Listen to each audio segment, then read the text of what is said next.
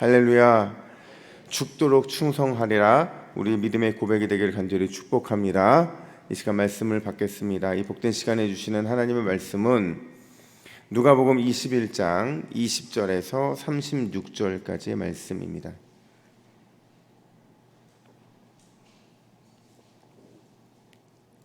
누가복음 21장 20절에서 36절, 너희 속량이 가까웠다라는 제목으로 오늘 말씀을 받겠습니다. 우리 한 절씩 교독해 읽겠습니다. 너희가 예루살렘이 군대들에게 에워싸이는 것을 보거든 그 멸망이 가까운 줄을 알라. 그때에 유대에 있는 자들은 산으로 도망할 것이며 성내에 있는 자들은 나갈 것이며 촌에 있는 자들은 그리로 들어가지 말지어다. 이 날들은 기록된 모든 것을 이루는 징벌의 날이니라. 그날에는 아이 벤 자들과 젖먹이는 자들에게 화가 있으리니 이는 땅에 큰 환난과 이 백성에게 진노가 있겠음이로다. 그들이 칼날에 죽임을 당하며 모든 이방에 사로잡혀 가겠고 예루살렘은 이방인의 때가 차기까지 이방인들에게 밟히리라. 이럴 성신에는 징조가 있겠고 땅에서는 민족들이 바다와 파도의 성난 소리로 인하여 혼란한 중에 곤고하리라. 사람들이 세상에 임할 일을 생각하고 무서워함으로 기절하리니 이는 하늘의 권능들이 흔들리겠음이니라. 그때 사람들이 인자가 구름을 타고 능력과 큰 영광으로 오는 것을 보리라. 이런 일이 되기를 시작하거든 일어나 머리를 들라. 너희 속량이 가까웠느니라 하시더라. 이에 비유로 이르시되 무화과 나무와 모든 나무를 보라. 싹이 나면 너희가 보고 여름이 가까운 줄을 자연히 아나니 이와 같이 너희가 이런 일이 일어나는 것을 보거든 하나님의 나라가 가까이 온 줄을 알라. 내가 진실로 너희에게 말하노니 이 세대가 지나가기 전에 모든 일이 다 이루어지리라. 천지는 없어지겠으나 내 말은 없어지지 아니하리라. 너희는 스스로 조심하라. 그렇지 않으면 방탕함과 술취함과 생활의 염려로 마음이 둔하여지고 뜻밖의 그날이 덕과 같이 너희에게 임하리라. 이날은 온 지구상에 거하는 모든 사람에게 임하리라. 함께 읽습니다. 이러므로 너희는 장차 올 이 모든 일을 능히 피하고 인자 앞에 서도록 항상 기도하며 깨어 있으라 하시니라. 아멘. 여러분, 시험을 기다리는 사람과 시험을 기다리는 것을 싫어하는 사람, 어떤 차이가 있을까요? 만약에 공연을 하는 사람이라고 한다면 공연이 오는 날을 기다리는 사람과 또 그렇지 못한 사람의 차이는 또 뭘까요? 아마 그 차이는 준비에 있을 겁니다. 만약에 시험 준비가 다 끝났다고 한다면 그 사람은 그 시험의 날이 오기만을 기다릴 겁니다. 또 공연 연주자 역시도 공연이 빨리 오기를 기다릴 수 있는 조건은 준비밖에 없습니다. 뭐든지 준비가 되어 있으면 기다리게 되고 준비가 되어 있으면 그만한 준비에 따른 이런 흥분 또는 기다림에 대한 소망이 강해질 수밖에 없다라는 겁니다. 여러분, 주님의 재림도 마찬가지입니다. 이 땅의 종말도 마찬가지예요. 준비만 잘 되어 있으면 결국 그날은 우리에게 두려운 날이거나 아니 염려가 가득한 날이 될 수 없다는 겁니다. 무서운 날이 될 수 없다는 거예요. 세상의 종말과 주님의 재림은 하나님 나라의 완성이잖아요. 우리가 그렇게 고대하고 고대하는 하나님의 나라가 이 땅에 임하는 것인데 우리가 두려워한다는 것은 아직도 우리가 준비가 되지 않는다는 것을 반증하기 때문에 그렇다는 거죠. 특별히 오늘 본문은 아주 독특한 구조로 되어 있는데요. 20절부터 28절을 두 단락으로 딱 나눠보면 20절부터 24절까지는 곧 성취될 성전 파괴와 예루살렘의 멸망을 보여주고 있고 또 25절부터 28절까지는 아직 성취되지 않은 우주적인 대재앙과 예수님의 재림, 이걸 지금 보여주고 있다는 거예요.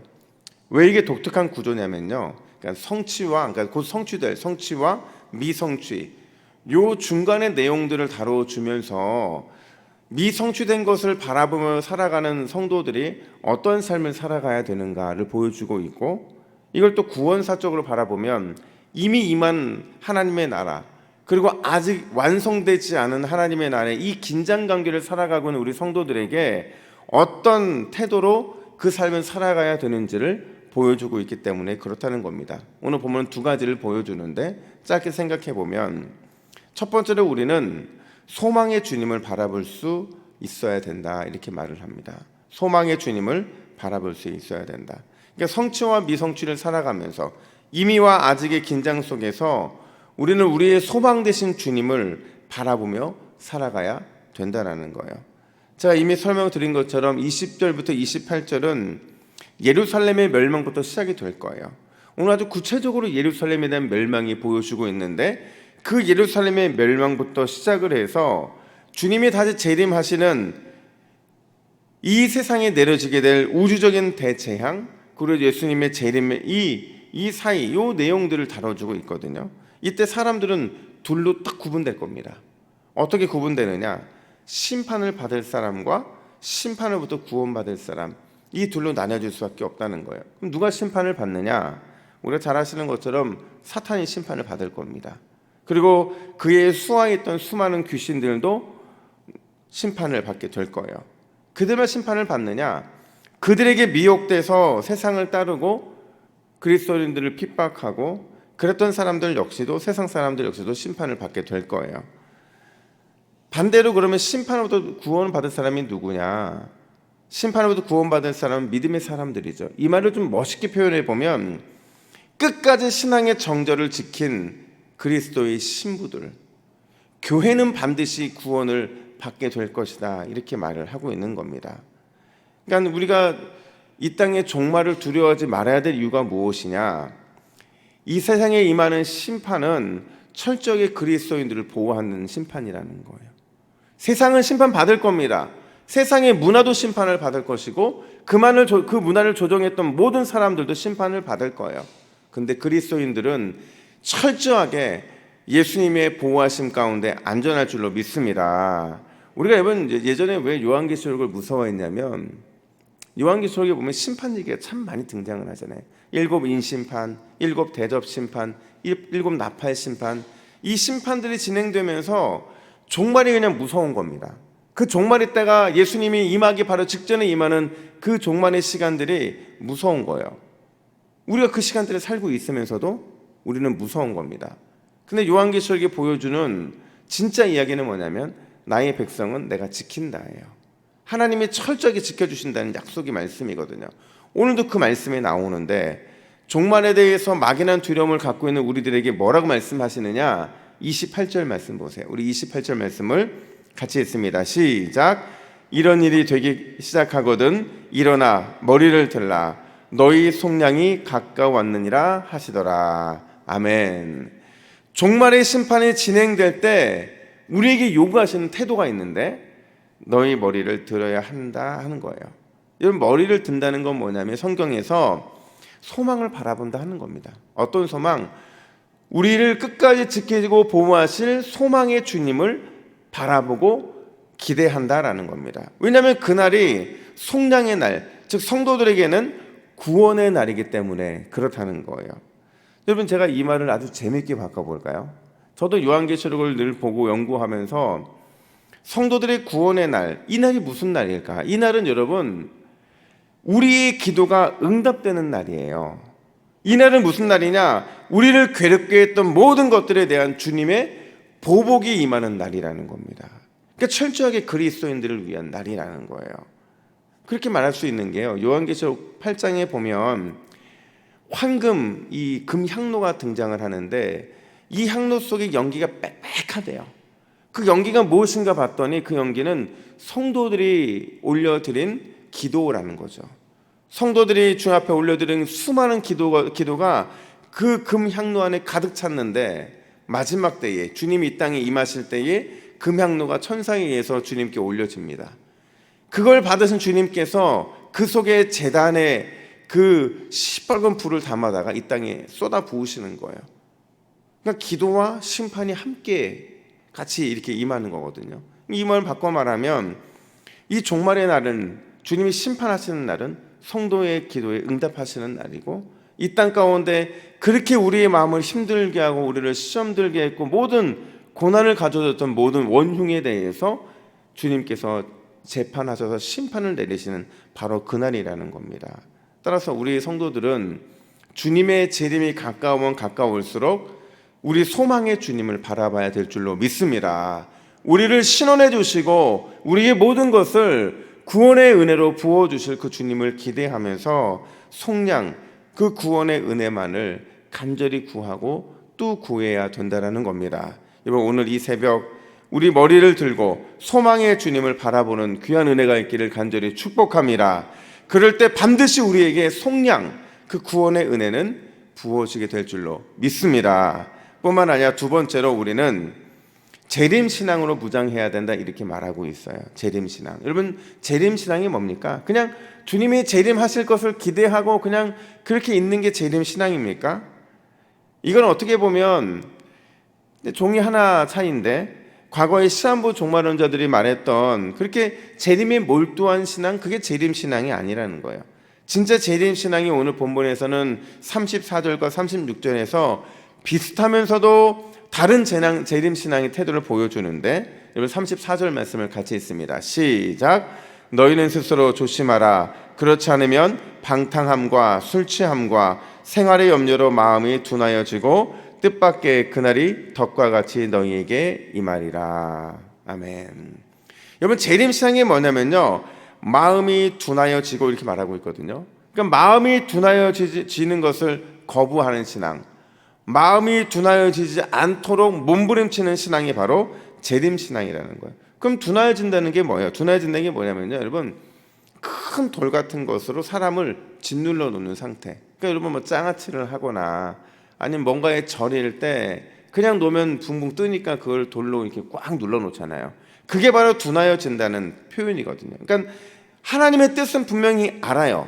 주님이 재림이 있을 것을 분명히 알아요. 하나님이 나에게 주신 하나님의 뜻이 무엇인지를 분별하고 있어요. 그럼에도 불구하고 일부러 거부하고 하나님의 뜻을 따르지 않는 상태, 무엇인가에 꽉 눌려 있는 것 같은 그런 상태가 바로 주님의 재림을 거부하는 마음이 둔하여진 그런 상태라는 겁니다. 여러분, 재림신앙은 하나님의 뜻을 거스르지 않는 태도, 즉 민감하게 하나님의 말씀에 순종하지 않는 바로 그 태도를 가리킬 때 재림신앙이 떨어져 있는 상태라고 말을 하는 겁니다. 또 어떻게 표현하냐면 36절 보세요. 36절 같이 있습니다. 시작. 이러므로 너희는 장차올 이 모든 일을 능히 피하고 인자 앞에 서도록 항상 기도하며 깨어있으라 하시니라. 아멘. 여러분, 민감하게 하나님의 말씀에 순종하는 태도가 재림신앙이라고 한다면, 또 다른 재림신앙은 어떤 거냐? 하나님 앞에 서도록 항상 기도하며 깨어있는 자세, 신전의식이죠. 하나님 앞에 서 있는 것처럼 코람데오죠. 언제 주님이 재림할지 모르겠지만 주님이 오실 날을 기대하고 고대하며 그때에 초점을 맞춰져 있는 삶을 사는 것, 그게 바로 깨어있는 그 자세라는 겁니다. 여러분, 종교개혁자 마르틴 루터의 생가에 가면 아주 독특한 문양이 있습니다. 큰 비석이 있는데 그 비석에 어떤 글자가 써 있는데 물어봤대요. 어떤 사람이 물어봤더니 뭐라고 말하냐면, 그 해설하시는 분, 이게 독일어로 내일 지구가 멸망하더라도 나는 한 그루의 사구나무를 심겠다, 이런 얘기를 했다는 거예요. 근데 이게 사실 여러분 아시는 분은 아시겠지만 이건 우리는 대부분 스피노자가 한 얘기라고 알고 있거든요. 근데 이게 스피노자가 한 얘기가 아니고요, 150년 전에 루터가 먼저 말을 했다라는 거예요. 그러면 루터에게 있어서 사구나무 한 그루는 뭘까요? 그 사구나무 한 그루는 자신이 해야 할 일, 즉 종교 개혁이었다라는 겁니다. 주님이 언제 오실지는 우리가 알 수 없지만 그럼에도 불구하고 계속해서 둔하여진 마음이 아닌 민감하여진 마음으로 하나님의 말씀에 순종하고 삶에서 기도하고 또 전도도 하고 우리의 삶에서 하나님을 기쁘게 하는 일을 멈추지 않는 것, 그게 바로 우리에게 주시는 참된 재림 신앙이라는 겁니다. 여러분, 오늘 이 새벽 우리가 기도하면서 일상에 빠져있는 삶이 아니라 일상에 기초한 주님과 함께 걸어나가는 그런 재림의 신앙으로 주 앞에 나아갈 때 우리의 삶은 더 건강해지고 더 주님이 어루만지시는 은혜와 축복으로 가득 차게 될 줄로 믿습니다. 이 새벽에 주 앞에 그 은혜의 믿음을 가지고 달려나가는 저와 여러분들 되기를 예수님의 이름으로 축복합니다. 기도하겠습니다. 하나님 아버지, 재림신앙이라는 것은 날마다 주님의 말씀에 민감하게 반응하는 신앙이고, 또 언제 주님이 우리를 찾아오신다 할지라도 늘 신전의식의 마음으로 깨어 기도하는 것인 줄로 믿습니다. 이 새벽에 우리를 그 재림신앙으로 불러주셨사오니 오늘 이 새벽에도 주님과 함께 주님의 귀한 은혜 앞에 거할 수 있도록 도와주시고, 깨어 주님과 동행하는 복된 새벽이 될 수 있도록 인도하여 주시옵소서. 감사드리며 예수님의 이름으로 기도하옵나이다. 아멘.